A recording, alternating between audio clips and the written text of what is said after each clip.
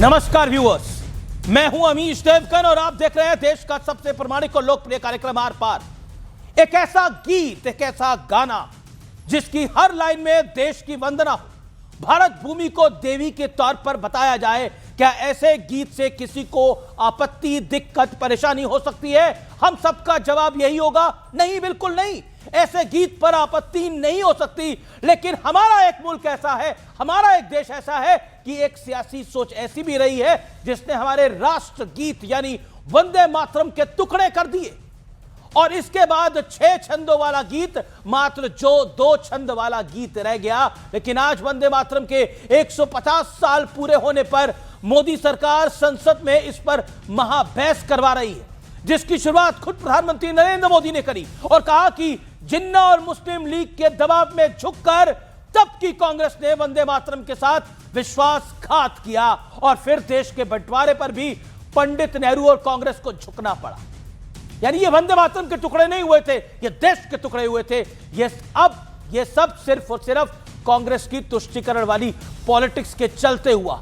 तो दूसरी तरफ प्रियंका वाड्रा जवाब देने आई और कहा यह सरकार इतिहास में ही उलझा के रखना चाहती है। लेकिन आज इतने बड़े दिन पर भी राहुल गांधी संसद से गायब थे, जिस पर बीजेपी सवाल उठा रही है। तो आज इन्हीं तमाम मुद्दों पर देश की सबसे बड़ी पॉलिटिकल बहस, मुस्लिम लीग से वफादारी राष्ट्रगीत पर क्यों पड़ी भारी। आप बोलेंगे आज के इस दौर में हम राष्ट्रगीत पर बहस क्यों कर रहे हैं? आज के इस दौर में हमें राष्ट्रगीत पर बहस करनी इसलिए जरूरी है क्योंकि इतिहास की नींव से ही वर्तमान की इमारत खड़ी होती है और अगर नींव ही कमजोर होगी तो इमारत भरभरा के गिर जाएगी।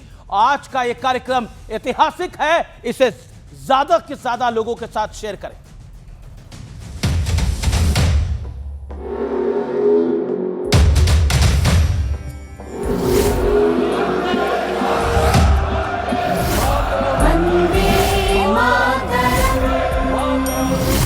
उष्ण शोणित से लिखो, वक्षस्थली को चीरकर वीर का अभिमान है यह शब्द वंदे मातरम।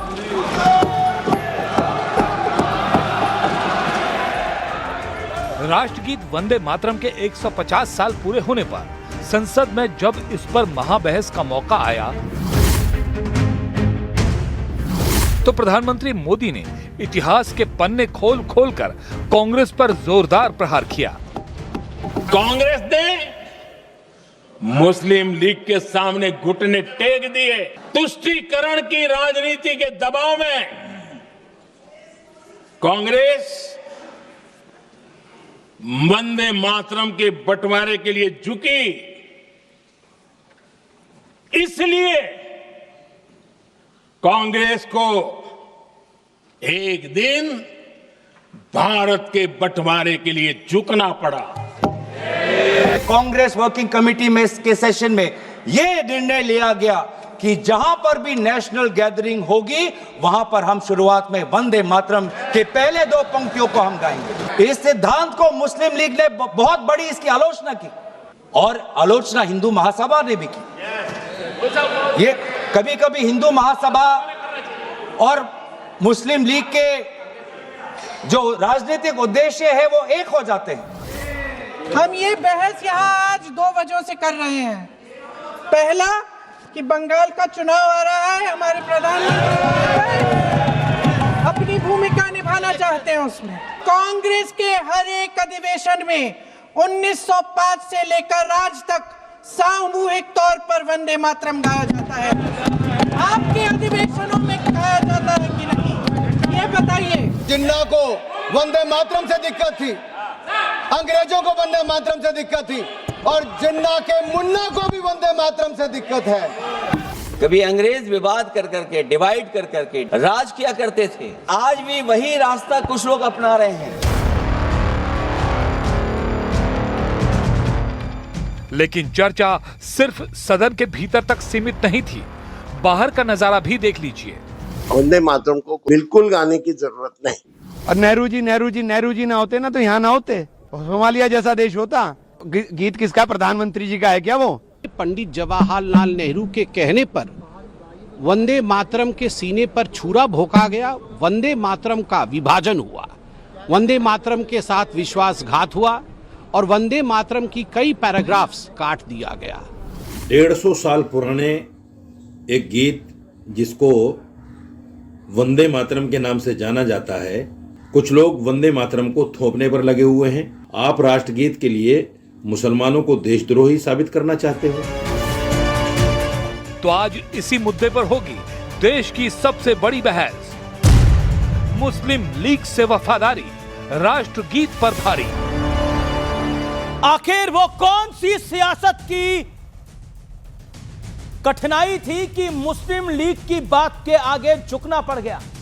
लेकिन वंदे मातरम पर सियासी भ्रम तोड़ने वाला विश्लेषण। 1906 से 1911 कांग्रेस के कार्यक्रमों में पूरा गीत गाया जाता था, लेकिन मुस्लिम लीग ने इसकी भाषा को धार्मिक करार दिया और इस पर आपत्ति जताई।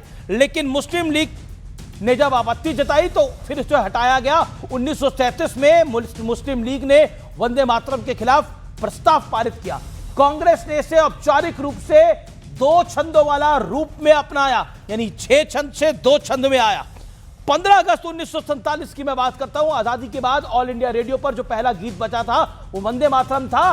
24 अगस्त 1947 में संविधान सभा में पंडित नेहरू ने कहा, हमें ऐसा राष्ट्रगान का चुनाव करना चाहिए जो भारत में के सभी समुदायों को मान्य होगा।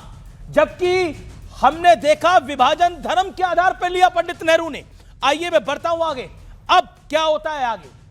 पंडित नेहरू ने की बीसी रॉय को छुट्टी 1948 में। विदेशियों की नजर में वंदे मातरम पूरी तरह से फ्लॉप है, यह कहा गया। अब बड़ा सवाल क्या है? बड़ा सवाल आज के लिए यही है, क्या तुष्टीकरण वाली सोच के चलते देश का बंटवारा हो गया और वंदे मातरम उसकी नींव था?